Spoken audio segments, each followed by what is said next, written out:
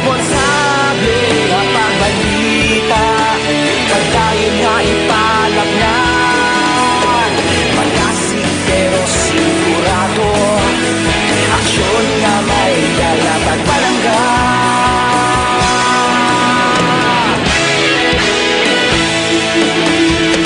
Pagdayon Aksyon Radyo,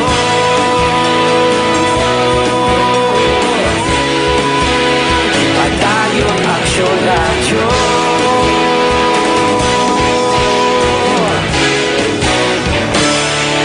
Pagdayon Aksyon Radyo.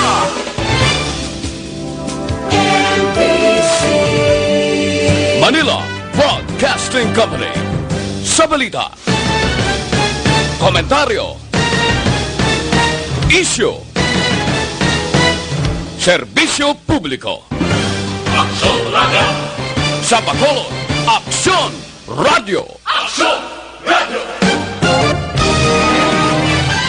Ang mga kasaysayan kagarakter nga amon ipalayag sa palatuntunan nga ini, bungang isip lamang sang tagsulat. Kung may magpariho man sa ngalan kag kasaysayan sa matuod nga kabuhi, ina, natabuan lang. Isa lang ang amon katuyuan, nga kamo mahatagan lang sang kalingawan. Timbangan sang katarungan. Ang timbangan sang katarungan, simbolo sang kamatuuran. Alalangay, kag patas nga pagdumala sang kasuguan. Wala sang korupsyon, wala sang makawat, wala sang indi matarong nga buhat, kag wala sang ginapaboran. Timbangan sang katarungan. Sa kasaysayan. Animal ka, Jack. Ginghapos mo ko ni sa nagatindong nga cross. Animal ka, Jack, balaan! Isa man ka pamilya sang demonyo ang nagapuyo sa imo lawas. Ubuson ko sila palayas!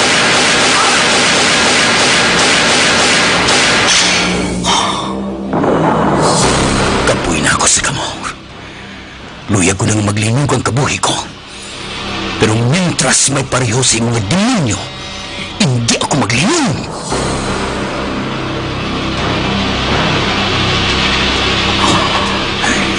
Padayon ako sa pagpangita sa inyo. Isa-isahon ko kamo. Dulong sa impyerno. Jack Balaan, Birador, kaaway balasya sang kasuguan o kung baganihan. Jack Balaan, Birador, isa naman kaproduksyon sang MBC, DYEZ, sa Bacolod, Aksyon Radio.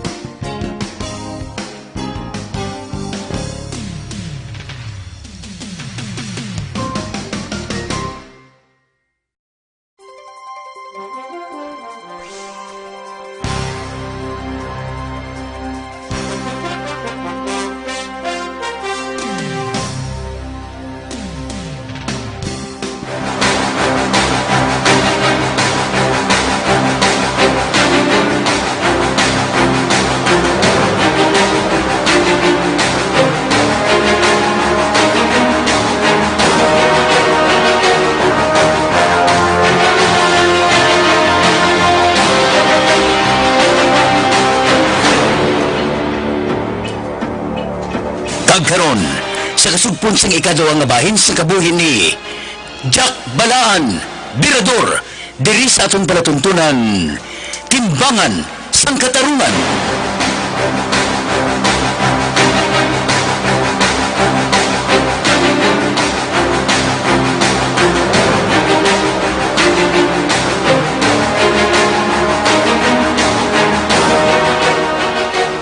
Hello? Ha? Sa din? Sa haro? Patay? Ha? Duha? Kay na pa? Bagulang? Mga drug personality? Oh, sige. Okay. Pamati-bati lang da sa mga balita. Oh. Okay. Sige. Salamat. Bye.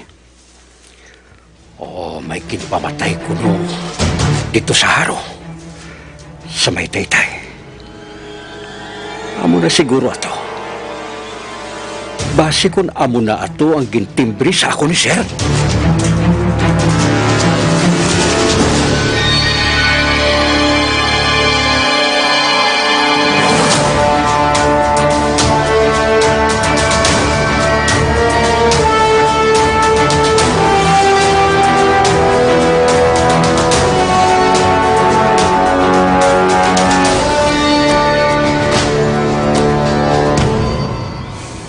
Naga-t-shirt sang pulang isa nga may print sa tubang.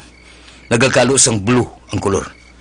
Ang isa naman, naga-t-shirt sang itom, kag nagapamulos sang panyo sa ulo. Bugoy, kitang matira. Kag isahan ta sila. Areglado, Jack. Digoy, Ismael, Cardo, dali na kamo. Sudlon ka na sila. Ara sila sa namatyan. Kami ni Bugoy ang mabila. Alalay lang kamo ha.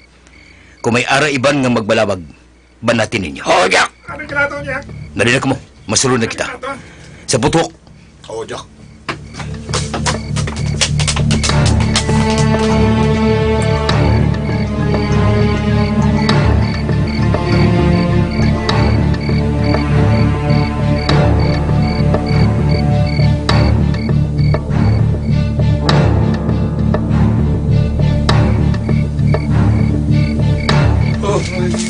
Ya, ato ni Sa. Sa gina. Naga-t-shirt siyang pula nga may printa. Kaya nagakalo sa blue. Ara mo nang isa bugoy. Nagaitong t-shirt. Ka nagapulos ang panyo sa ulo. Wala man na sila nakapusta, Jack. Naga-meron na lang. Imo nagakalo. Ako nang naga-t-shirt itong. Areglado, Jack. Ito pare, isa lang kay igo sa ulo. Bastante na. Oo, Jack. Hulag na. Kaya libuton kong isa diri sa likod. Oo. Patuloy si bugoy. Katuwag kong isa. Diri ko siya libuton sa likod. Adibar ka. Makabalos sa sipilo si kinimo ninyo sa iya.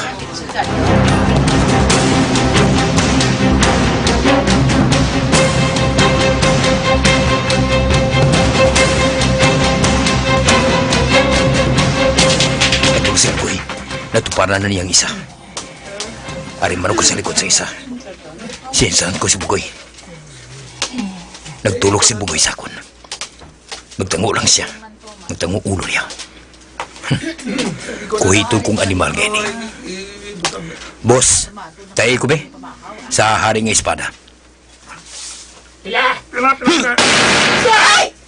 May iko ko sa ulo. Nagkinabulang mga tao. Mamila ko din. Magwa ako.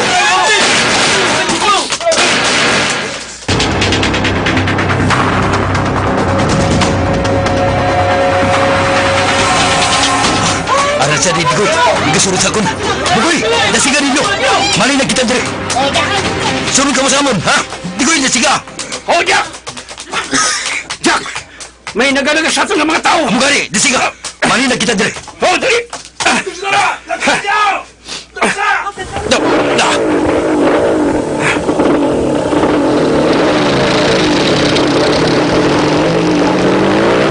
Sarge, di ko. Okay, araw kami. Isa lang ko.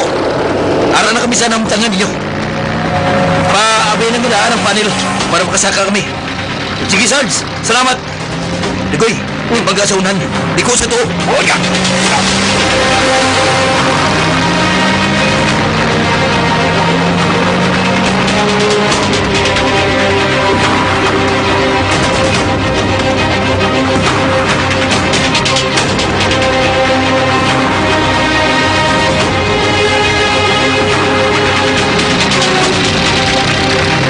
Jack, arang panel sa unan.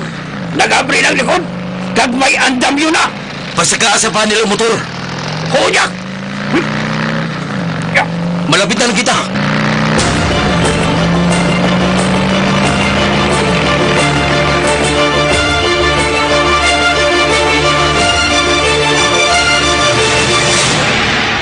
Kamot ng kamot ng kamot.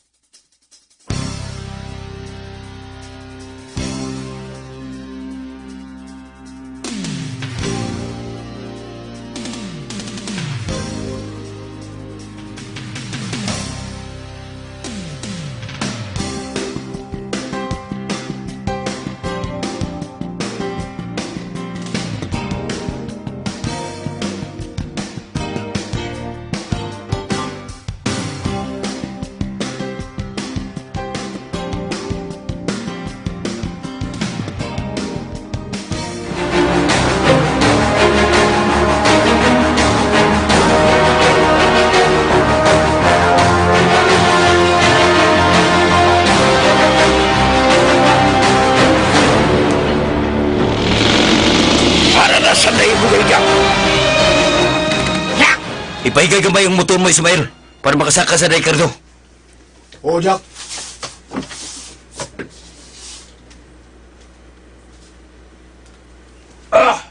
Okay na kami, Sarge. Isira ng pirutas ang panel.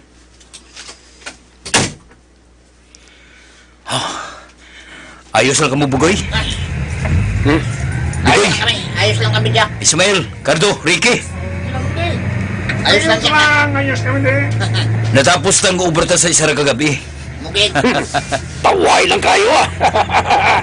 Nabuhin-buhin na naton ang mga demonyo diri sa kalibutan.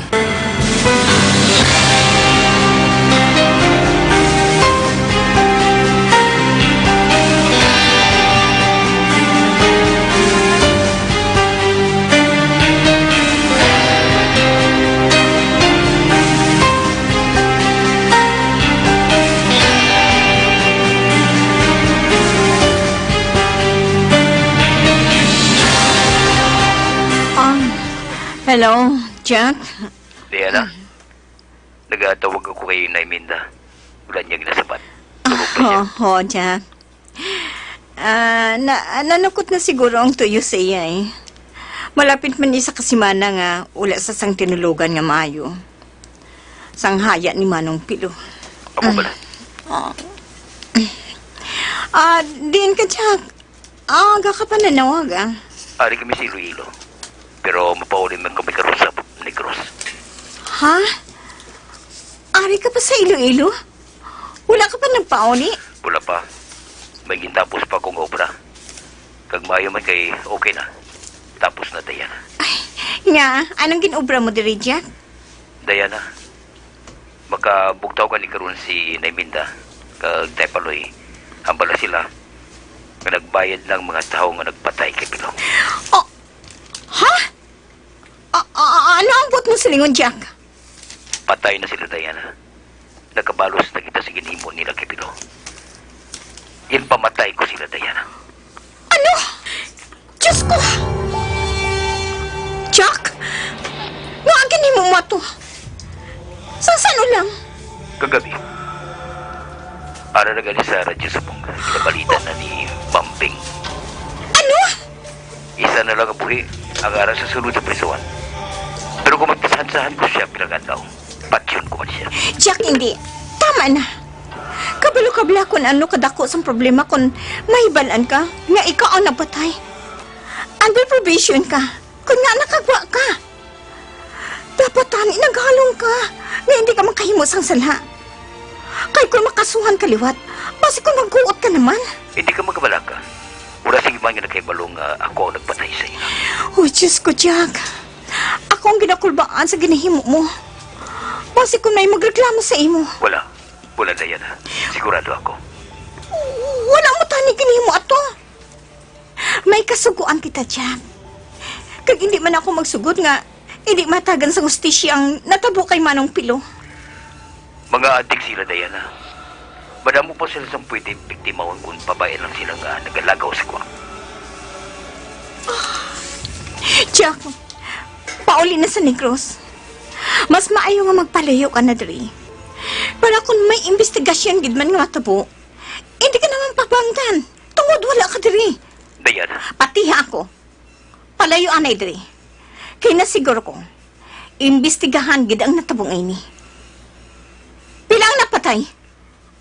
4.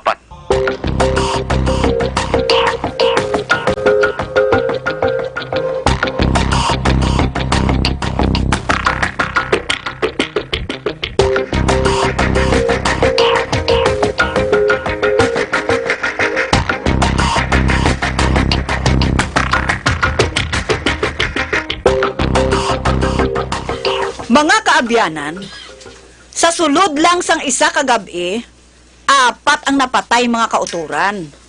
2 dito sa Haro, kag 2 sa Rizal Estanzuela. Kag ang tanan nga nagkaramatay, puro tanan mga drug personality mga kaabyanan. Involved sa illegal nga droga. Kag suno sa aton mga pulis, nga nagauyat sang amo nga kaso, kag base sa ila investigasyon, may mga record na parte sa illegal nga droga ang mga nagkalamatay.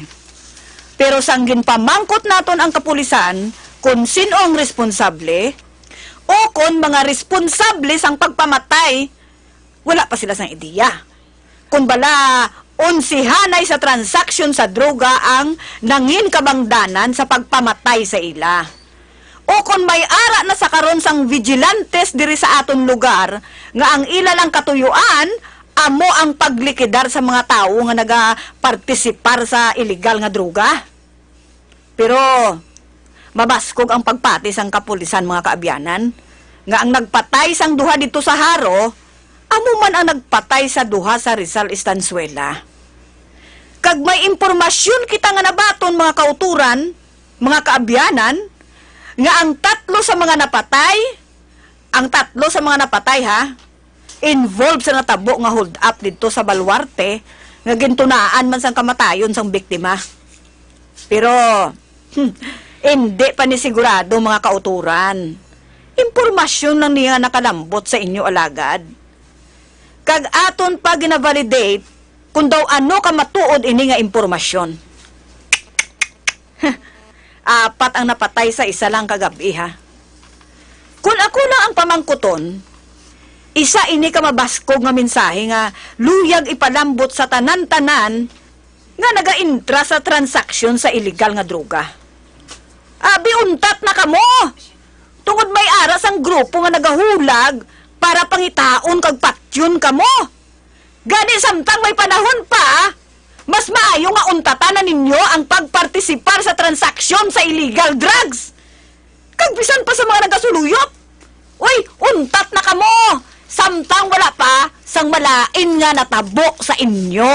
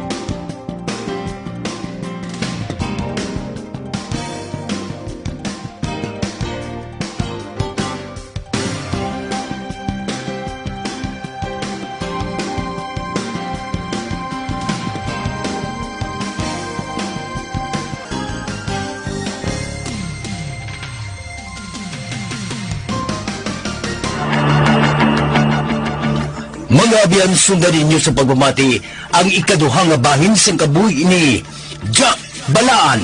Diri sa atong palatuntunan, Timbangan sang Katarungan. Ginsulat ni Nonoy de la Cruz. Isa paginta produksyon sang DYEZ sa Bacolod. Aksyon Radio.